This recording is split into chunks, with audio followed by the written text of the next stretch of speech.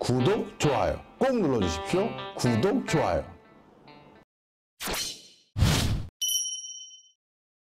안녕하세요, 박종호입니다. 자, 오늘은 창업에 대한 또 다른 오해를 하나 풀어드리려고 슬라이드를 좀 들고 왔는데요.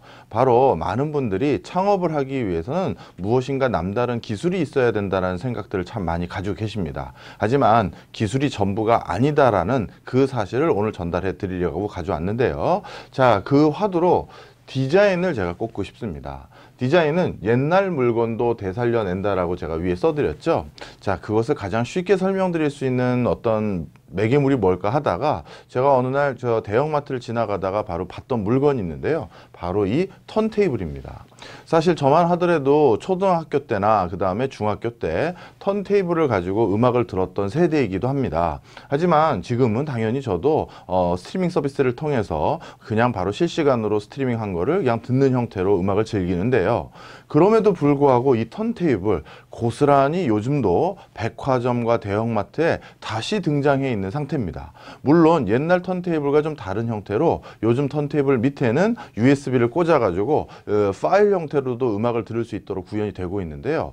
자, 그렇다면 이 대표적인 구닥다리 물건인 턴테이블 어떻게 되살아난 걸까요? 바로 이 두 그림을 보시면 쉽게 이해하실 수 있습니다. 지금 이 옛날의 방식의 이 턴테이블, 아마 이거를 요즘 대형마트라든가 아니면 백화점에 올려놓았다고 해서 누구도 이 물건에 손이 가진 않을 거예요. 하지만 이 똑같은 기능의 이 턴테이블을 굉장히 오브제성이 강하게 이렇게 디자인을 가미해서 새로 만들었을 때는 앤틱한 물건으로 나도 한번 사보고 싶다라는 생각을 절로 만들게 내는 것이죠. 따라서 이런 턴테이블과 같은 사양 산업에서 내가 많은 경험과 지식을 가지고 있는데, 그런데 내가 일하고 있는 분야는 점차 수그러드는 사양 산업이고 나도 뭔가 새로운 분야로 바꿔야겠다라고 생각하시는 분들이 대부분이고요. 그 과정에서 신기술에 주목하시는 분들이 대부분인데, 하지만 디자인이라는 것은 이렇게 사양 산업인 내가 종사했던 그 분야를 다시 한번 되살려낼 수 있는 굉장히 중요한 무기다, 이렇게 말씀드리고 싶습니다. 따라서 원래 일하던 분야에서 디자인을 가미해서 새로운 부가가치를 창출한다면 굳이 업종 전환을 하지 않고 내 지식과 경험을 100% 활용할 수 있는 창업도 얼마든지 가능한 것이죠. 특히 디자인 좋다, 그렇지만 디자인은 기술과 달리 부가가치가 떨어지는 거 아니냐, 이렇게 생각하시기 쉬운데요. 절대 그렇지 않습니다. 디자인은 투자 대비 효율성이 가장 높은 창조 산업 중에 하나예요. 대표적으로 부가가치 창출 측면에서는요, 일반 R&D 대비 3배 이상의 높은 효과를 냅니다.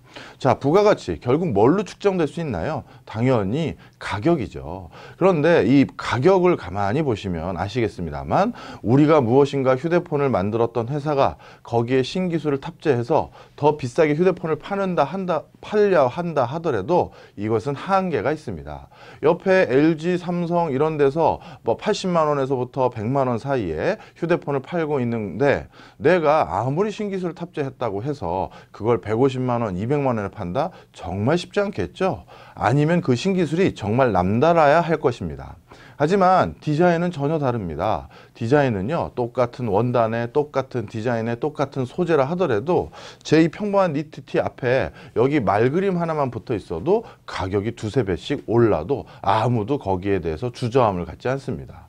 여기서 말그림이 아니라 예를 들어서 뭐 샤땡이라든가 프라땡 이런 것들이 붙으면 아마 공 하나가 더 붙어도 많은 사람들이 의구심을 갖지 않죠. 따라서 부가가치 측면에서도 일반 R&D 대비, 그냥 기술 R&D 대비 디자인은 3배 이상의 효과를 가져다 줍니다. 그 다음에 투자 대비 매출 등재 효과에 있어서도요, 디자인은 일반 R&D보다 현격하게 높습니다.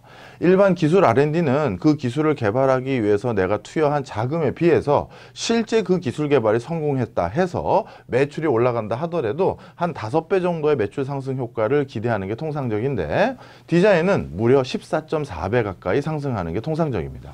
자, 그러면 투자 대비 매출 등재 효과가 왜 이렇게 높을까요?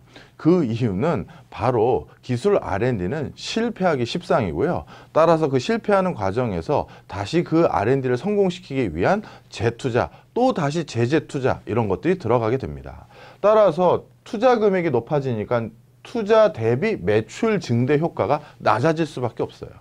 자, 그런데 디자인은 실패라는 게 있을까요? 물론 디자인도 실패는 있습니다만 그럼에도 불구하고 버릴 것이 없겠죠. 예를 들어서 이 니트티 같은 거를 하나 디자인하기 위해서 여러 도면을 그리고 있었는데 어떨 때는 팔 길이를 조금 더 길게 해보기도 하고 어떨 때는 이 라운드를 좀 넓게 해보기도 하고 어떨 때는 이 V넥을 좀 더 깊이 파기도 했다.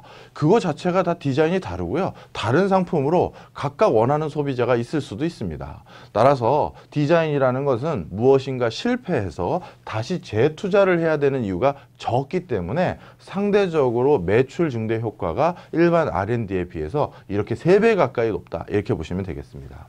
그 다음에 사회적 기능으로서도 우리가 디자인은 굉장히 순기능을 담보하고 있는데요. 바로 고용 창출 측면입니다. 요것도 좀 설명을 드리면 10억 원의 투자를 했었을 때 과연 몇 명을 고용하게 되느냐라고 했었을 때 반도체, 우리나라 주력 업종이죠. 반도체 같은 경우는 4.5명이 그만이에요. 자동차, 가장 노동력을 많이 필요한다고 생각하지만 9.9명이 끝입니다. 하지만 일반적인 디자인 분야는 13.9명을 고용하게 됩니다. 자, 그러면 어떻게 보면 창업자들 입장에서는 이렇게 많은 사람을 고용해야 되니 창업 환경에서 열의에 있다라고 생각하실 수도 있어요.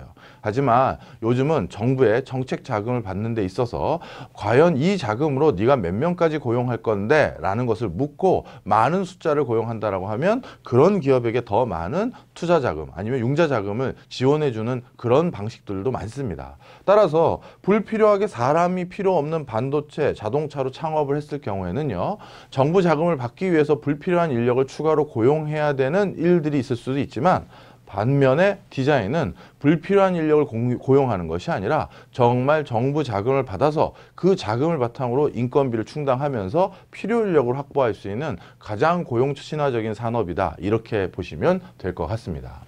그리고요, 지금 이제 와서 우리나라도 초고령 사회를 앞두고 있는 상황에서 전 국민의 평균 연령이 50세가 넘기 직전인 이 상황에서 무엇인가 신기술을 다시 배운다는 거 사실 중장년층에게는 정말 쉽지 않은 일입니다.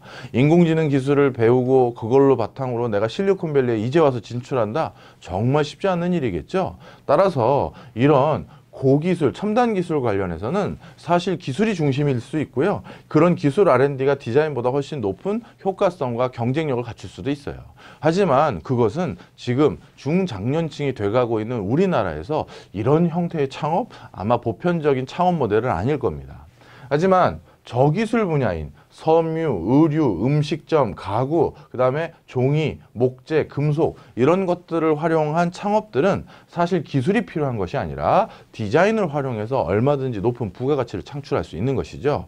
따라서 여러분들이 무엇인가 창업한다고 했었을 때 나는 남다른 기술이 없어, 나는 남다른 특허가 없어 이렇게만 생각할 것이 아니라 지금 내 주변에서 사양 제품으로 취급받는 것에 새로운 생명력을 불어넣어서 일할 수 있는 방법은 없을까 고민해 보셨으면 하는 바람입니다. 여기서 마치겠습니다. 감사합니다.